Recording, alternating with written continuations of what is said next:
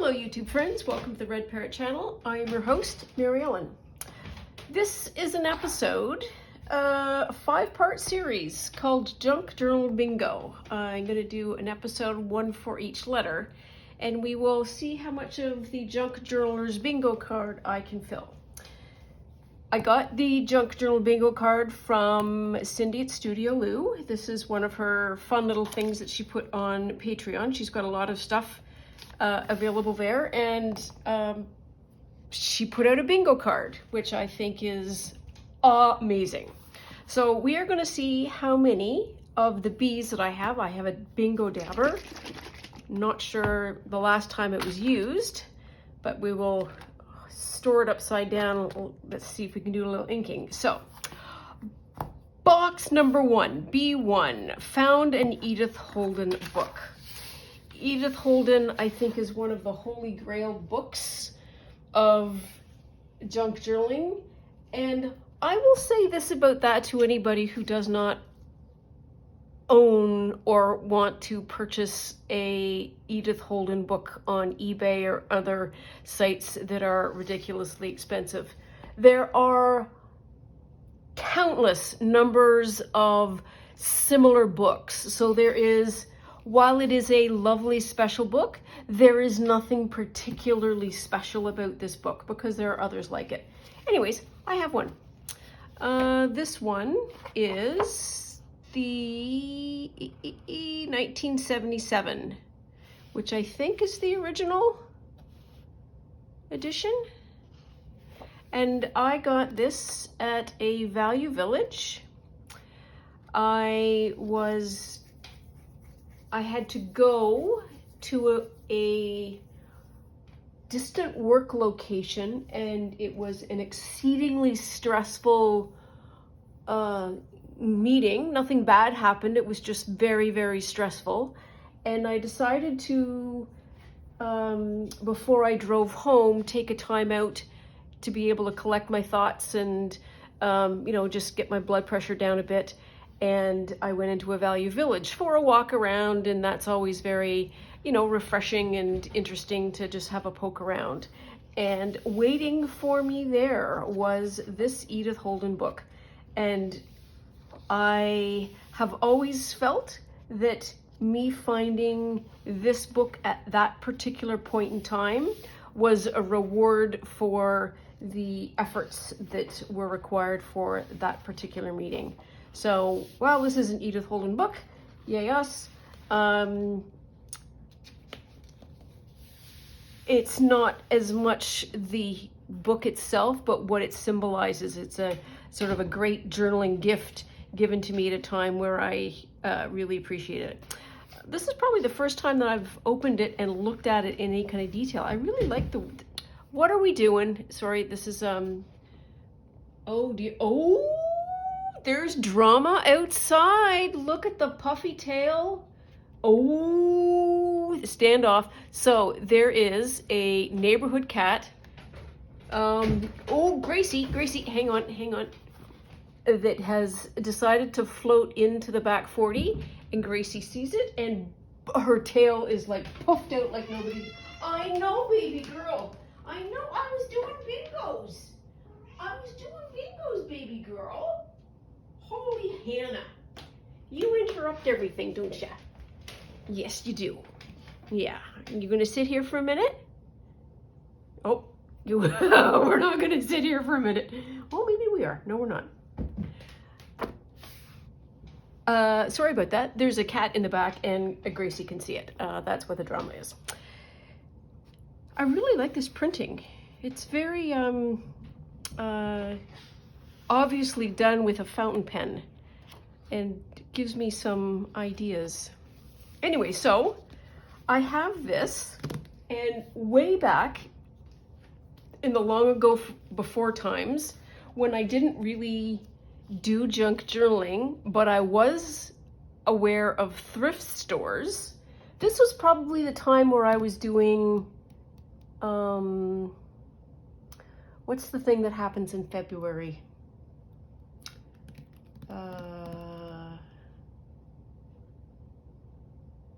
NaNoWriMo. Incorremo? No. You write a letter a day for a month.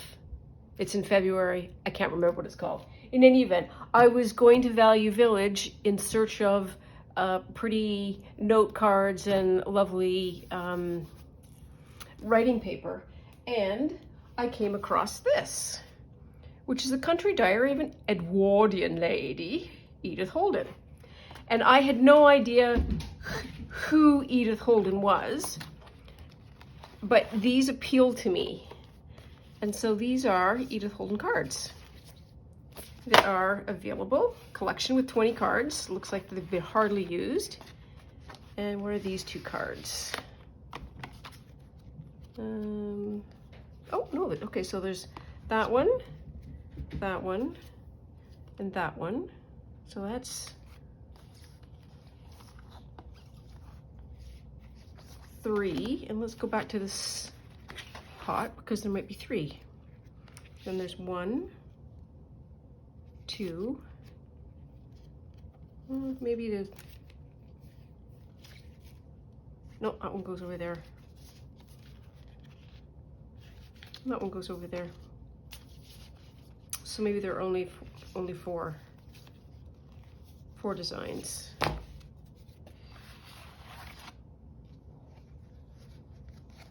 Five designs of 4 each. Wow, I can maths.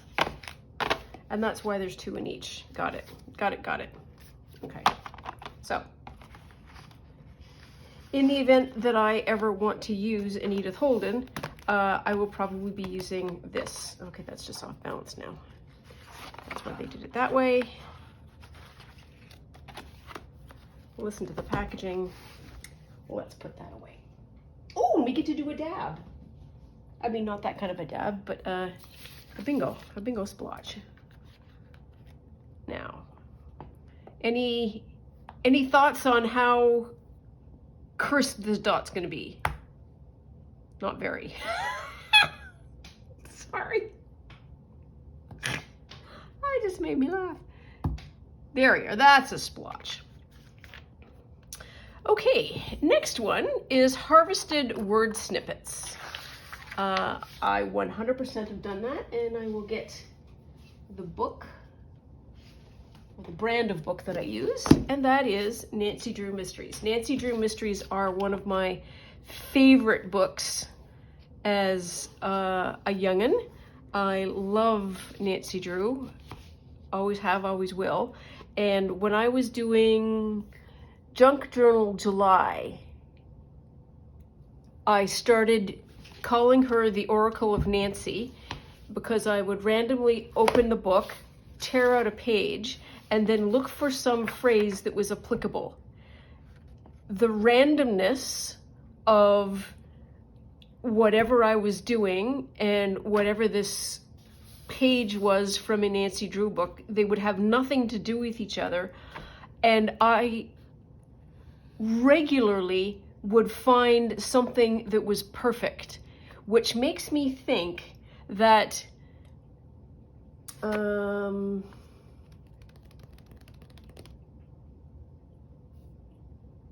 there is enough in the world that you can do the matching and it not be an effort. It's kind of like the Edith Holden. You don't need an Edith Holden to do great junk journaling. You don't need magic word snippets. You can find them anywhere and they will be applicable because they just will be. There is that much information in the world, there is that much meaning in the world that you can pick and choose. So this is my Oracle of Nancy, if you've ever heard me refer to her. And I've sort of, the one that I used had blue pages, and I'm starting to be familiar with the inside covers and the various dates. I certainly never buy the glossy ones because they are the more recent ones.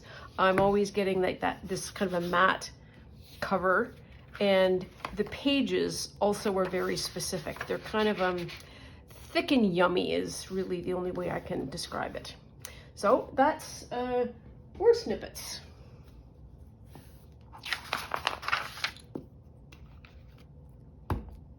there we are. That's a proper punch. Forage for natural things. Well, I did not come entirely prepared. Hi, Dan. Hi, Dan.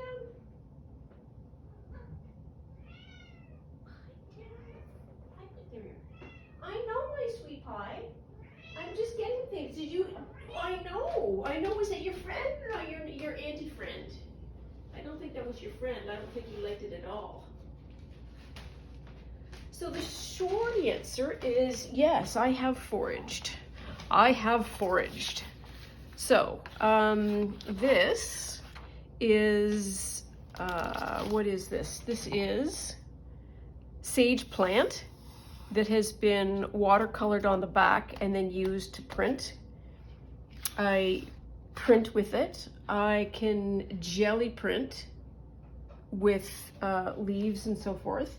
And this is this year's dye sampler. So this is eco printing and sun dyeing, where I have gone out, foraged for particular plant matter, and then done something with it. So this is eco printing of buckthorn, so you can see the very clear imprints.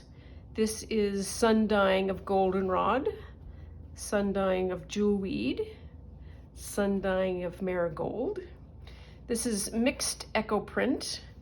And what is there in here? So the dark is roses. There is, what else is there in here?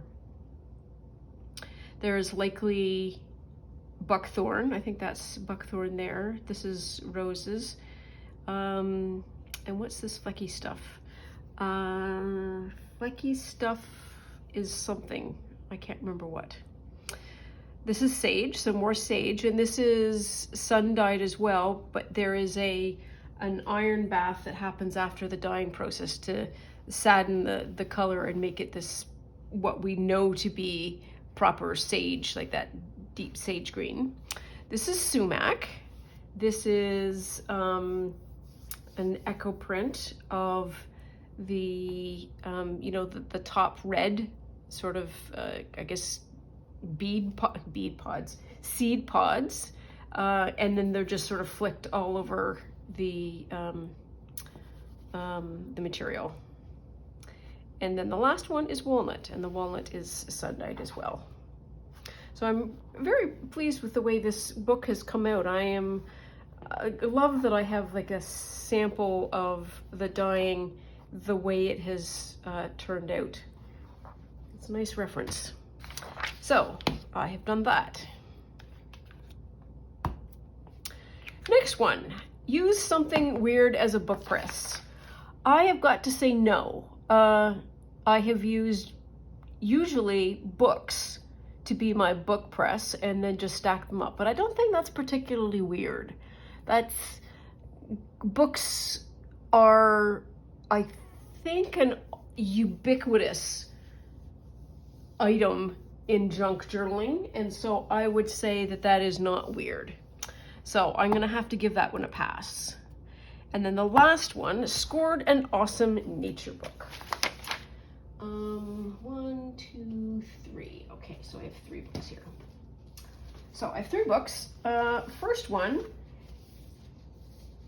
probably not necessarily for junk journaling, but certainly for making of gardens. I got it for the purposes of junk journaling, but then got really interested in the topic. And the book is called In a Unicorn's Garden, Recreating the Mystery and Magic of Medieval Gardens by Judith A. MacLeod. It's Murdoch Books. There's a dedication, blah, blah, blah, blah, blah, blah, blah, blah, blah. Is there not a, did I miss it? Is it in the back?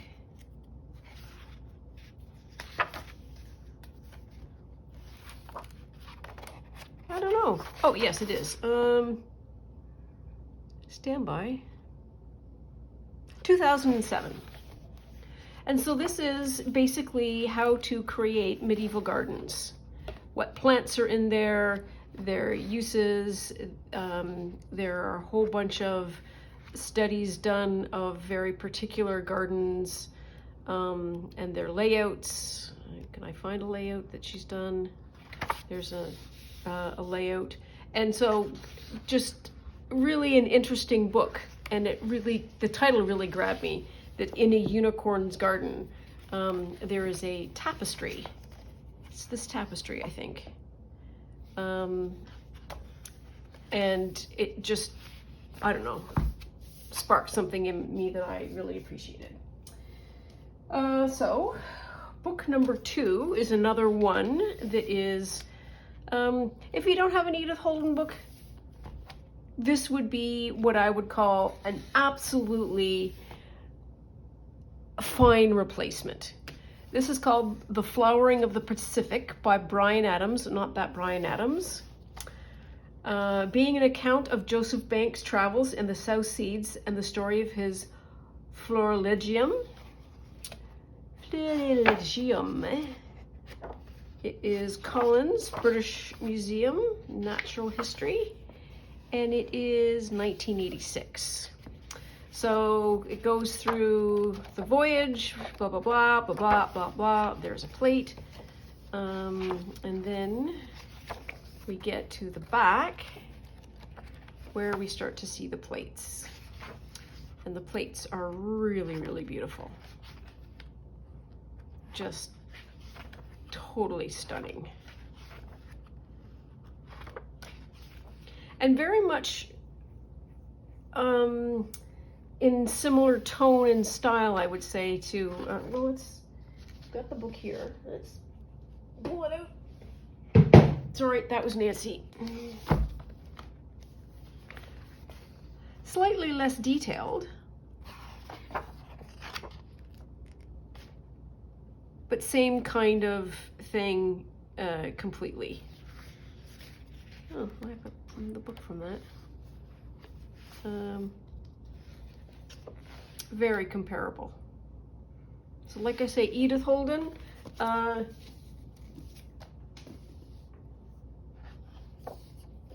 lovely book, not necessarily to do outstanding journaling. And then just some more information.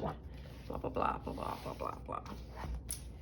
Now, recent thrift had this book, Over the Rooftops Under the Moon by John Arno Lawson and Nahid Kazemi. Cindy at Studio Lou gave me some information about Nahid. He is an artist living in exile, and he's the one who drew all of these stunning images. And so this is the value of a really compelling book. And that is, it follows you around long after you've finished reading it. And I think that is what this book has done for me. And I am still trying to reconcile, this is a children's book, and it really could be classified as an adult book, because it is basically it's a very simple yet complex poem about change, about acceptance, about what home is, what peace is, who you are, the inner world and the outer world, all those kinds of things. So this is got a lot of, there is a, most if not all of the images are nature themed. And so I would put this down as another really interesting nature book. And the story in it is, it's a poem. It's an existential poem, and it won't leave me alone. So there we are. So, scored an awesome nature book. I would say I have done that. So next episode is going to be I, and we're going to work our way through the NGO. And so far we've got 4 dots. We do not have any, I'm not even sure what I'm going for, like a line or a T or an X or whatever. We'll just see how many dots we get. I already don't have one, so a full card is impossible, but there we are. Anyways, that's all for now. Thank you so much for your support. I super appreciate it. I always love having an opportunity to talk to you. Please like and subscribe for more episodes, and we'll see you real soon. Bye now.